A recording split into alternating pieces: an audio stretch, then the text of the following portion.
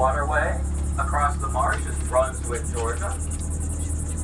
Brunswick was actually named for King George II's ancestral homeland in Hanover, Germany. That'd be Brunswick.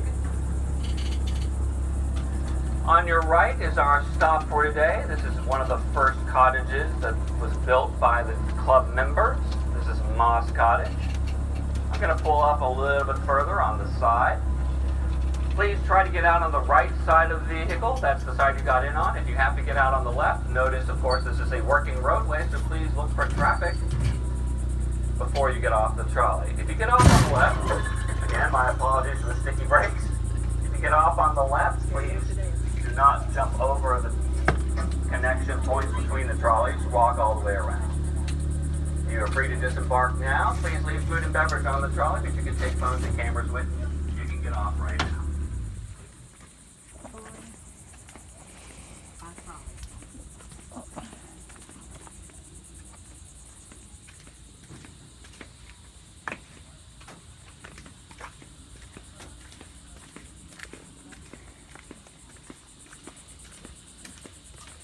Sorry about the brakes. It's a bit of a joke. It's designed to pull aircraft, and man, those brakes are sensitive. Yeah. Particularly first thing in the morning. Sorry to jerk people around. Yeah, they get easier as the day goes on. But first thing in the morning, brakes are good. Okay, so this is Moss Cottage. Moss was built in 1896. It's a shingle style. I'll give you one guess as to why it's called shingle style. There are shingles everywhere. This was a popular architectural choice up north. Most of the club members would have been from the north, northeast, so they brought with them what they knew architecturally. They even have basements. All the cottages have basements, like they didn't know there was a water table, which flooded all the time. It was built by William and Savannah Struthers of Pittsburgh. Mr. Struthers and Mrs. Struthers were childhood sweethearts. They known each other their whole lives. They were known as Jekyll Island lovebirds. You can see them walking hand in hand around the complex.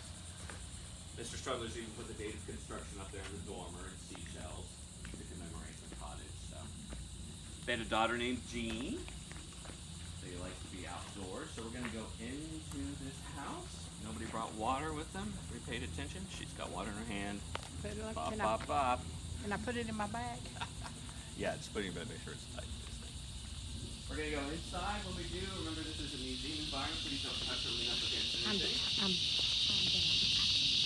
Here.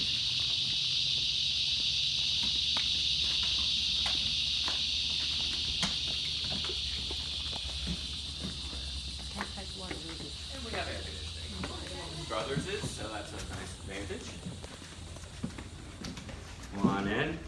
In this room, if you'd like to sit in the window seat, you can. It's totally fine if you can sit down. If not. Yeah, so this is Moss.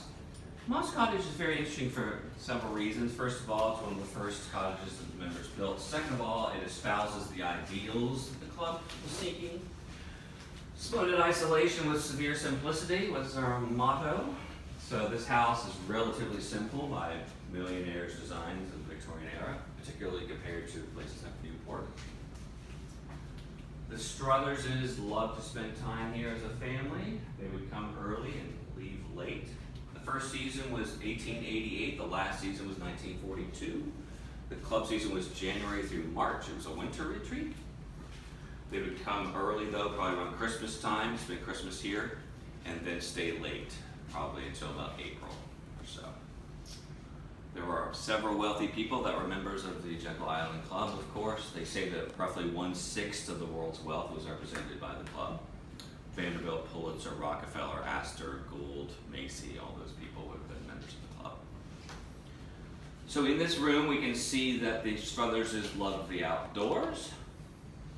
We have some representative samples of some game that they may have shot here. Those are not original, of course. Those are just representative samples. This house is also distinct because it's not laid out the same as later cottages. Later cottages, which we'll see more of in a little while, have large spaces downstairs designed for entertaining, a great room usually to influence your friends and impress people. Upstairs would be your room and the guest rooms, and then the third floor would be the servants' space.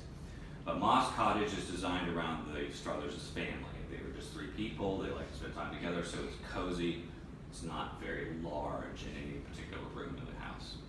What you see is all original. The flooring is Georgia Heart Pine. The walls, all of the carvings, that's all original. Even the fireplace behind you, those are hand carved. So you would have seen that. The wallpaper is period correct, not necessarily what would have been here. We obviously added air conditioning.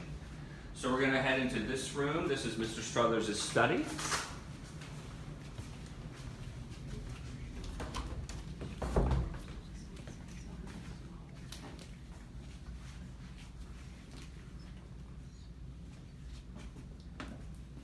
This is his study? Yes, this is Mr. Come on in. This is Mr. Struthers' study. They again were fans of the outdoors, so they brought the outdoors in. They put shingling in this room like you see on the outside of the house. For several years, Mr. Struthers was the game warden for the club. Anything that you shot on the island, you had to record in the game book. In fact, we have one of those books in the museum you may have seen. It's open to a page actually for Walter Rogers Furness, the man who built the other cottage across the street. So you can see what he shot in 1892 if you're so inclined. So yes, as the game warden, Mr. Struthers would have recorded all the games shot by the club members. There's a separate entrance right here that goes to the outside so members could come in and not disturb the family spaces. Mr. Struthers would record what you've shot and you could be on your way. So the furniture in this room and in other rooms is period correct. It belonged to the club. It was used by a millionaire, but not necessarily the Struthers' furniture. I'll say a little bit more about that in a moment. We do know, however, that the picture behind you on the wall up high above the board, that is the Struthers family on a hunt on Jekyll Island that was donated to us by their descendants. So that's sort of an action shot of them on a hunt on Jekyll. At some point, Mr. Struthers did a little expansion work to his house. He added this bay window, and then they also added a glass-in porch on the other side, which is no longer part of the house, but we have photos of that. So this would have been his study. Any questions in this room? All right, we're going to turn back around and go across the entryway into the parlor.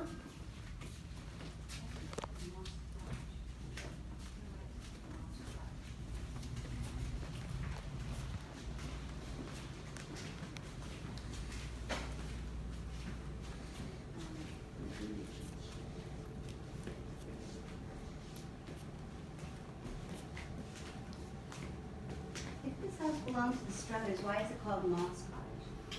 The Spanish moss hanging from the trees. It's not Spanish moss, but they call it Spanish moss. There's various reasons as to why we think they called it Spanish moss. Arguably, so one of the theories is when Spanish conquistadors came over, they have the beards, and so the native peoples thought that it looked like their beards, and that's why it's called moss. Yeah. It's not actually Spanish or moss, it's an airborne lichen, but that's what they call it. So this is Moss Cottage. There's another cottage which we'll see called Mistletoe, again named after, I've never seen mistletoe on Jekyll, but it's called Mistletoe.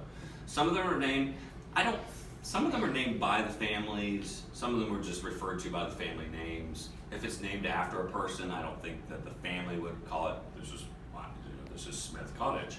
I think that the club started to refer to it as, this is where the Smiths lived, therefore it's Smith Cottage. Even after a cottage may have changed hands, it would still maintain the name. So anyway, so this is the parlor. We've set this up maybe as a tea room. Again, I mentioned the furniture just a second ago. So the club operated until 1942. The war had happened. We'll talk more about that in a little bit.